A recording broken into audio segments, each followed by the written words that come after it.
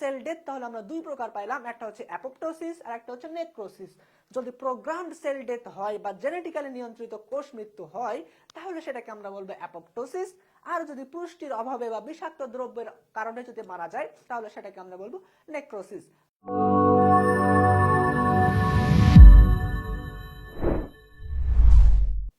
আসসালামু আলাইকুম, ই মাস্টারের পক্ষ থেকে সকলকে স্বাগত। সো বোর্ডে তোমরা একটু খেয়াল করো, সহজ একটা প্রশ্ন, এই প্রশ্নটা তোমাদের আমি গ্রুপে একদিন করেছিলাম, তারই উত্তরটা দেওয়ার জন্য আজকের ভিডিওটা। দেখো প্রশ্নটা হচ্ছে লোহিত রক্তকণিকার আয়ুষ্কাল কত। 2 সেকেন্ড তোমাদের টাইম দিলাম, ভাবো উত্তর দাও। দেখো তোমরা হয়তো মনে মনে ভাবতেছো কি ভাই একটা প্রশ্ন আপনি করলেন, লোহিত রক্তকণিকার আয়ুষ্কাল কত, এটা তো নন মেডিকেল যারা পাবলিক তারাও তো বলতে পারবে তাই না, যারা সায়েন্সের স্টুডেন্ট না তারাও কিন্তু বলতে পারবে যে লোহিত রক্তকণিকার আয়ুষ্কাল 120 ডেজ, তাই না? 120 দিন হচ্ছে লোহিত রক্তকণিকার আয়ুষ্কাল, তাই তো? এখন বাচ্চারা এটা আসলে মেইন প্রশ্ন না, এটা হচ্ছে ওয়ার্ম আপ রাউন্ড। এটা কি রাউন্ড? এটা হচ্ছে ওয়ার্ম আপ, এটা হচ্ছে ওয়ার্ম আপ রাউন্ড। সো আমরা নেক্সট রাউন্ডে চলে যাই, যে এর পরের প্রশ্নটা একটু তোমরা খেয়াল করো, এই প্রশ্নটা তোমরা উত্তর দিবা। লোহিত রক্তকণিকার মৃত্যুকে কি বলে? আমি একটু আগেই তোমাদের বলে দিলাম যে লোহিত রক্তকণিকার আয়ুষ্কাল হচ্ছে 120 ডেজ, 120 ডেজ বা 120 দিন। 120 দিন মানে কয় মাস? 120 দিন মানে 4 মাস না, 4 মান্থ। 120 দিন বা 4 মাস। সো 120 দিন বা 4 মাস পরে আসলে লোহিত রক্তকণিকার কি হবে, বা লোহিত রক্তকণিকা তো মরে যাবে তাই না? সো লোহিত রক্তকণিকার এই মৃত্যুটাকে কি বলে? দেখো লোহিত রক্তকণিকা তৈরি হওয়ার প্রক্রিয়াকে কিন্তু আমরা জানি, সেটাকে বলা হয় ইরাইথ্রোপোয়েসিস। তৈরি হওয়ার প্রক্রিয়াকে বলা হয় ইরাইথ্রোপোয়েসিস। ইরাইথ্রো মানে হচ্ছে রেড বা লোহিত রক্তকণিকা আমরা বোঝাচ্ছি, ইরাইথ্রোসাইট। আর পোয়েসিস, জেনেসিস এগুলোর মানে হচ্ছে কি তৈরি হওয়া। সো তোমরা যারা ভাবতেছো ইরাইথ্রোলাইসিস বা এরকম কিছু একটা হবে, তারা আসলে ভুল। তোমরা অনেকে উত্তর দিয়েছিলে ঠিক, তবে বেশিরভাগই দেখলাম আমি ভুল উত্তর দিয়েছো। সো এটাই নিয়ে আসলে ভিডিও করাটা। দেখো বাচ্চারা খুব ভালোভাবে মাথায় রাখবা, প্রশ্ন আসলে কিভাবে হয় পরীক্ষায়, স্যাররা প্রশ্ন কিভাবে দিবে তোমাদেরকে। প্রশ্ন আসলে এরকমই প্রশ্ন দেওয়া হবে, খুবই সহজ প্রশ্ন। তুমি জাস্ট চিন্তা করবা যে এইটা কোন অধ্যায়ের প্রশ্ন। তোমাদের মাথায় কিন্তু সবারই এসে গেছে যে এটা নিশ্চয়ই 4 অধ্যায়ের প্রশ্ন, এটা নিশ্চয়ই জুলজি 4 অধ্যায়ের প্রশ্ন। কিন্তু তোমরা একটু খুলে দেখো আজমাল স্যারের বই, কেন অন্যান্য 2-4টা স্যারের বই খুলে দেখো, এই কথাটা কিন্তু লেখা নেই যে লোহিত রক্তকণিকার মৃত্যুকে কি বলা হয়। ঠিক আছে, লেখা আছে এইভাবে মৃত্যু হয়, যকৃতে যায়, প্লীহাতে যায়, এইসব লেখা আছে, কিন্তু মৃত্যুর প্রক্রিয়াটাকে কি বলে সেটা কিন্তু তোমার বইয়ে লেখা নেই। ঠিক আছে, কিন্তু এটা পরীক্ষা পড়বে। তাহলে তোমরা তো এবার বলবো যে ভাই বইয়ের বাইরের প্রশ্ন আমরা কিভাবে পারবো, তাই না? আসলে এটা জুলজি বইয়ের প্রশ্ন না, এটা হচ্ছে বোটানি বইয়ের প্রশ্ন। আই এম অ্যাবসলিউটলি রাইট, এটা হচ্ছে বোটানি বইয়ের প্রশ্ন। দেখো বোটানি যারা চ্যাপ্টার 2 পড়ছো, তোমরা বোটানি চ্যাপ্টার 2 অর্থাৎ কোষ বিভাজন যারা পড়ছো, কোষ বিভাজন, এই কোষ বিভাজনের অধ্যায়ে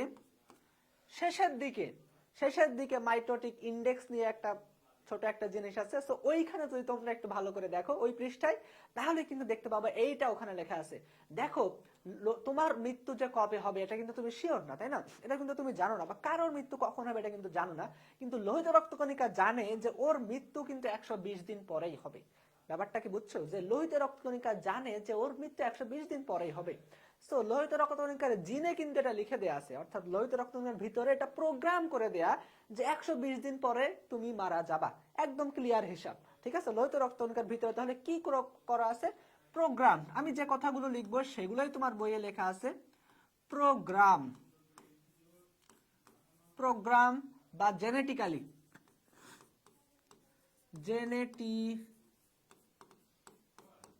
মৃত্যু।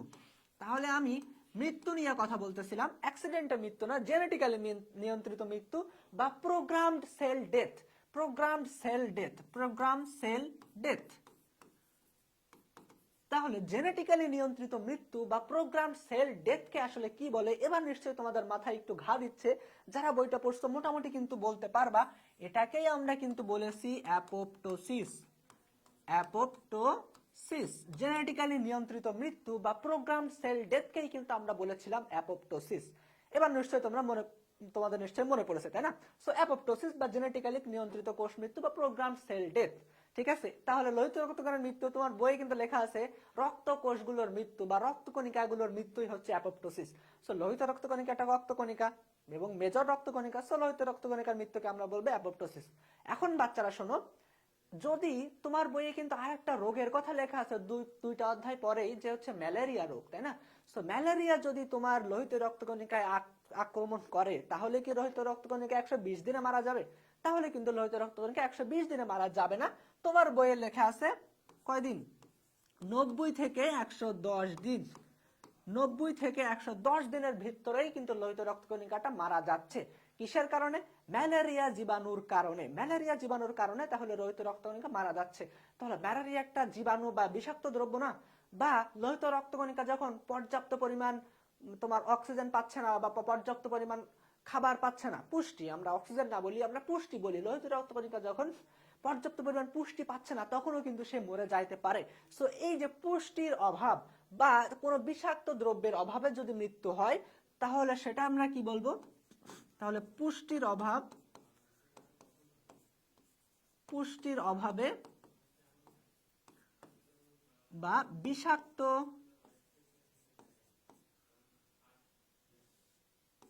বিষাক্ত দ্রব্য।